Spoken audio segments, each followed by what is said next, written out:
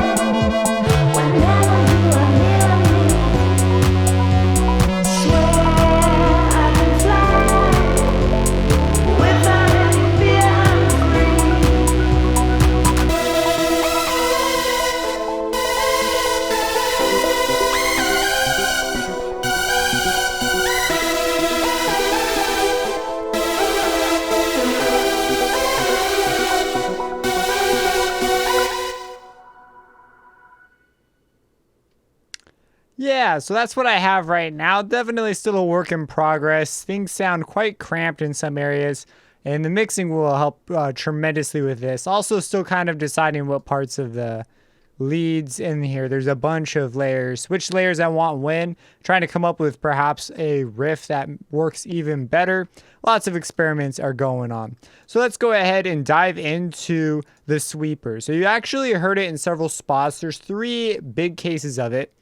The first one is on the drop clap. So if I come over here and just solo these drums and play for you these drums, there is two things this is really doing. So the first thing this is doing is it's turning the volume up big time. It's turning it up I think that's 8.6 dB. It's turning it up. And so doing a before and after is kind of a bit unfair, but let's go ahead and just bypass it real quick.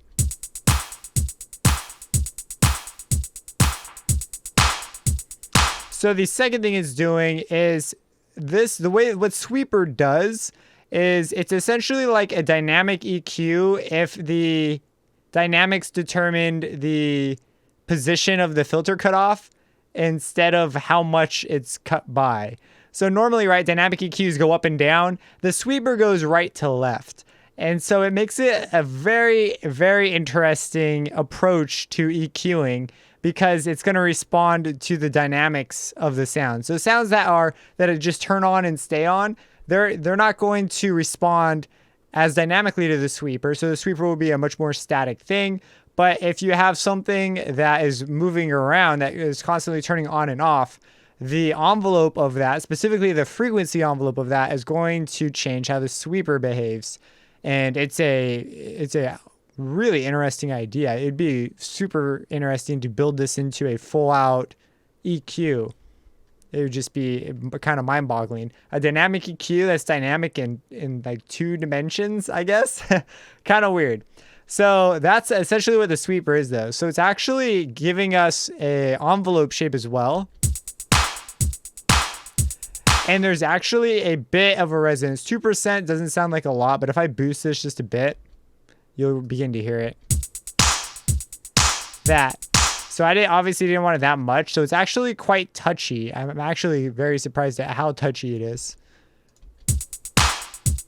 And it helps the clap sort of snap through just a bit better. Even that is a little more than I would want. I was at like 2% before. You could choose sharper cutoffs, but if I choose a sharper cutoff, this will cause the filter to be a lot more aggressive and the clap will begin to sound dull. Like that. And so I wanted a light cutoff and taking advantage of that resonance. So you have here a release control. This is how fast it clamps back down after it's been let go of. We have attack, which right now is instant. If we slow this way down, the clap will also become dull because it's going to take a while for the sweep to happen. See, so you can use this to also dull things. Maybe if you want to take the edge off of some drums, or maybe you have just some really transient material, like a gated pad, for example. This could be something that can help tame the amplitude envelope. Now we have a bias. So the way this works is it starts sweeping from one of these points and it sweeps up to the next point. So you can see here a start 307 hertz and an end at 11.1 kilohertz. So it's going to sweep up that range, and we could change our input level. And then we also have a bias, which allows you to basically push where this region happens. And I'll show you that as a more clear example on the ARP. But essentially, that is what is going on. You can double click to reset values. You're also able to flip the envelope. So now it's a damper instead. So the flip function is actually really handy. If you don't want to use the flip, you can also try out the different filters. So you can go for the other side of the spectrum. You have a high pass or a low pass. So it was kind of curious because at first I was like, what am I going to use this for when I opened it up? Just because it seemed like such a strange thing. And I was thinking to myself, I can just, automate an EQ. I didn't understand at first that this was going to be kind of as intuitive as it is. So this was great for reining the clap in. Now the mixing in here, of course, I've got to do a better job at making room for the clap, but very interesting. So that's our first case here. All right, so for our next case, we're on the arpeggiator. So there are arps here at the beginning, and I'm automating the bias. So this is a better example of the bias. Let me go ahead and solo the arp.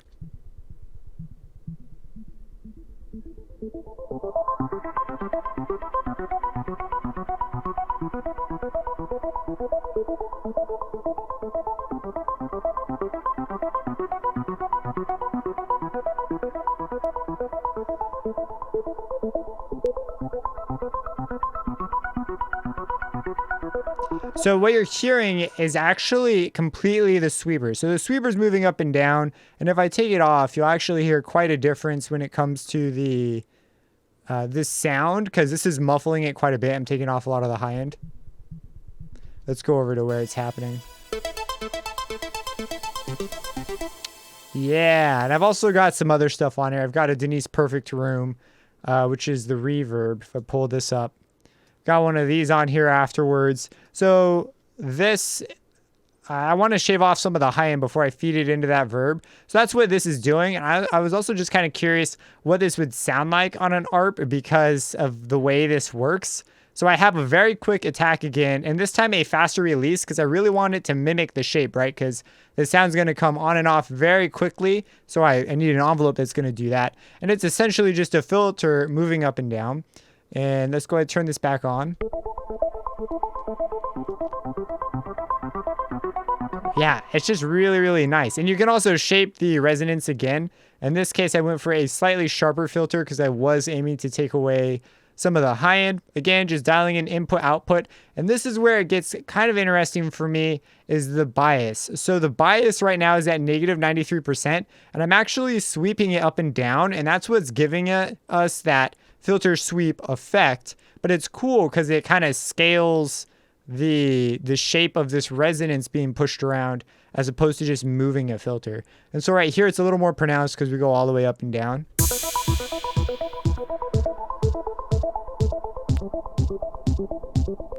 So the highest is actually when it's most subdued.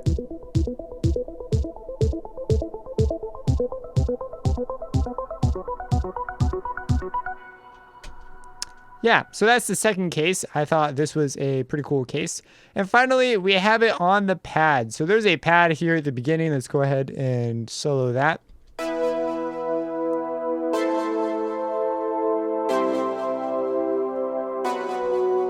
So if I go ahead and bypass this, is what it was like before.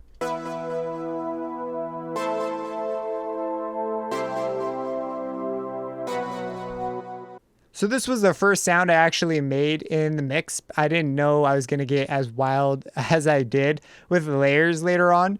So this is providing just two basic things. First, it is giving me a super teeny boost. The next thing is it's providing a low cut, essentially. I also experimented with the idea of it opening up and providing a sharper bite when the pluck happens. And so you can actually hear it on the first one. And that resonance boost is what's giving us that. If we take this off and then on. So pretty nice. There's also some stuff going on inside of, this is a Spire patch. That's also I set up. So there's actually an additional like filter move after. However, because I have the plucks as long as I do, it only really takes place at the very, very first one, and that's it. And for the rest of the time, it's on, and so this doesn't really do anything to the rest. There's a bit of movement here. You can see it sort of wobbling, which I found kind of interesting. Part of that's due to how fast the attack is, and then I also have I consider this, I guess, a slow release. I'm not sure because it's a percentage. I'm not totally sure what's fast and slow. But it's enough to have it move a little bit, and this to me is just interesting to have. And when we put them all together, which most of them are happening near this opening sequence.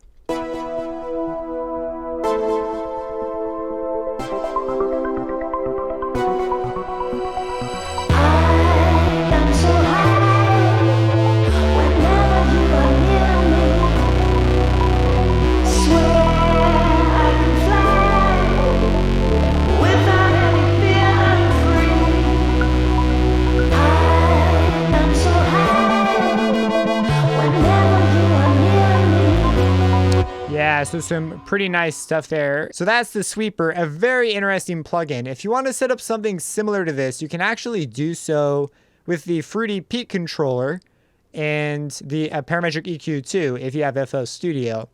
But one reason that you might, even if you do have that, want to check this out is the filters in here are really good. I didn't really say it too much in this video, but I'm extremely impressed with the filters. They sounded fantastic. Especially when they move. They were really, really responsive. Like you could hear a major difference between each level. And I think part of that's because they were moving and it just made it a lot more audible. So very, very convenient plugin to have. And yeah, if you have any questions about this, let me know. Subscribe and hit that bell icon for future videos and have a blessed day.